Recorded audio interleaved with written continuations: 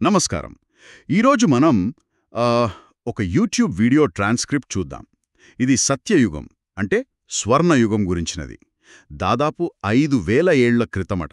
అవును, ఆ యుగంలో అసలు యుద్ధాలు, కష్టాలిలాంటివి లేవని, ఆత్మలో చాలా పవిత్రంగా ఉండేవని ఆ మూలం చెబుతోంది. భలే ఆసక్తిగా ఉంది గదా. మరి ఆ మూలంలో చెప్పినట్టు వాళ్ళ జీవన విధానం, ఆ సమాజం, ఆలోచనలు అవన్నీ కొంచెం లోతుగా చూద్దామా? తప్పకుండా. అసలు ఆ కాలం ఎలా ఉండేదో అర్థం చేసుకోవడానికి ప్రయత్నిద్దాం. సరే, ముందుగా ఆ జీవనశైలి. అదో పరిపూర్ణ ప్రపంచమంటున్నారు. బాధల్లేవు, అంతా స్వచ్ఛం. ప్రకృతి కూడా సేవ చేసినట్టుగా చెప్పారు కదా. అవును. ఉదయం స్నానాలు కూడా, అంటే రాజులకు దాసులు, రాణులకు దాసీలు స్నానం చేయించడం. హ్మ్. ఇంకా పత్తిలా తేలికైన బంగారు ఆభరణాలు వేసుకునేవారట.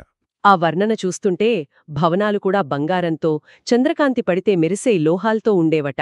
నీరు కూడా అమృతంలా ఉండేదని, ఆహారమంతా పాలతో చేసిన స్వచ్ఛమైన పదార్థాలని ఉంది. అంటే అంతా బాహ్యంగా, వైభవంగా కనిపించినా దాని వెనుక ఏదో అంతర్గత పవిత్రత అనే విషయం ముడిపడి ఉందన్నమాట.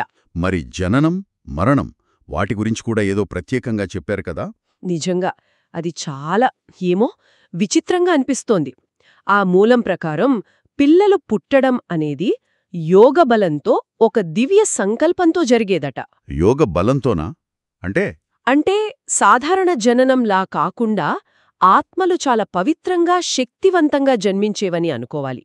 ప్రతి ఇంట్లోనూ ఒక అబ్బాయి, ఒక అమ్మాయి మాత్రమేనట. ఓ మరణం కూడా ఎప్పుడు శరీరం వదిలేయాలో ముందే తెలుసుకుని వాళ్ల ఇష్టపూర్వకంగా శరీరాన్ని వదిలేసేవారట. ఆశ్చర్యం. శరీరాన్ని అగ్నికి అర్పించడానికి కూడా ఏవో ప్రత్యేకమైన యంత్రాలు వాడేవారని రాసింది. అంటే జీవితంలో ప్రతి అడుగులోనూ ఏదో ఒక దివ్యత్వం, ఒక క్రమశిక్షణ ఉన్నట్టు అనిపిస్తోంది. మరి పరిపాలన, రాజులు, రాజ్యాలు ఎలా ఉండేవి?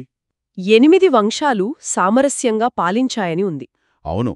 ప్రజల సంక్షేమమే రాజుల మొదటి కర్తవ్యమని, రాజు తర్వాత కొడుకే వారసుడని ఉంది. అంతా ఒక పద్ధతి ప్రకారం జరిగేదట. ఇంకో విషయం, డబ్బు అవసరమే లేదట. వస్తు మార్పిడితోనే అన్నీ జరిగిపోయేవట. అందరి అవసరాలు సులభంగా తీరిపోయేవని కూడా చెబుతున్నారు. ఇక్కడే సామ ఇంట్రెస్టింగ్ వస్తోంది. ఈ పుష్పక విమానాలు సంకల్పశక్తితో, అంటే మనసులో అనుకుంటే చాలు నడిచే విమానాలుండేవని. అవును, ఆలోచనా బలంతో ప్రయాణించే వాహనాలు లాంటివి అన్నమాట. వాటికి ఫ్యాక్టరీలు కూడా ఉండేవనంటున్నారు. ఇది నమ్మశక్యంగా లేదు కానీ మూలంలో అయితే ఇలాగే ఉంది. బంగారం, వజ్రాల వస్తువులు చేసే ఫ్యాక్టరీలు కూడా ప్రకృతికి ఎలాంటి హాని చేయకుండా ఉండేవట.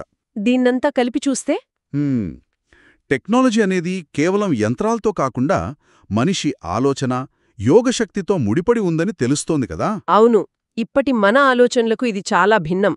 అంతేకాదు, ఒకే మతం, ఆది సనాతన దేవీదేవతా ధర్మం, ఒకే భాష, శుద్ధ దేవనాగరి అన్నీ ఏకంగా ఉండేవట. విద్య కూడా పుస్తకాలకే కాకుండా అవును, చిత్రకళ, డాన్సు, సంగీతం, భూగోళశాస్త్రం ఇలా అన్నిటి ద్వారా ఆత్మ, శరీరం రెండూ వికాసం చెందేలా డిజైన్ చేశారట. అంటే సాంకేతికత కూడా ఆధ్యాత్మికతతో కలిసిపోయి ఉందన్నమాట. సరిగ్గా అదే. మరి వీళ్ళకి ఎంటర్టైన్మెంట్ ఏంటి? ఎప్పుడూ రాజ్యకార్యాలేనా? లేదు, వినోదానికి కూడా టైం ఉండేదట. ఈ పుష్పక విమానాల్లో భారతదేశం బయట ఉన్న అందమైన ప్లేస్లకి వెళ్లేవారట. ఉదాహరణకి ఆస్ట్రేలియా లాంటివి. ఓ, విహారయాత్రలన్నమాట. అవును, కుటుంబాలతో కలిసి వెళ్లి అక్కడ ప్రకృతిలో జంతువులతో, అంటే నెమళ్ళు, కుందేళ్లు లాంటి వాటితో ఆడుకోవడం, అక్కడ దొరికే పండ్లు తినడం, జలపాతాల్లో స్నానాలు, ఇలా సరదాగా గడిపేవారట. భలే సరదాగా ఉంది వింటుంటే. ఇది కేవలం ఎంజాయ్మెంట్ మాత్రమే కాదు, ఫ్యామిలీ బాండింగ్ బలపడటానికి, ప్రకృతితో కనెక్ట్ అవ్వటానికి కూడా ఇదొక మార్గం అన్నమాట.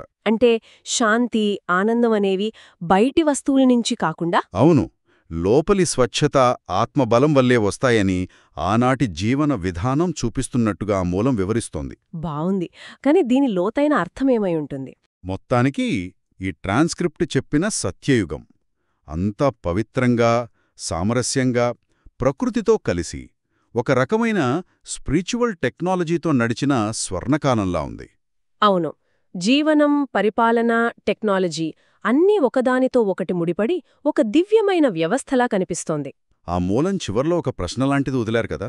అవును, అది ఆలోచించదగ్గ విషయం.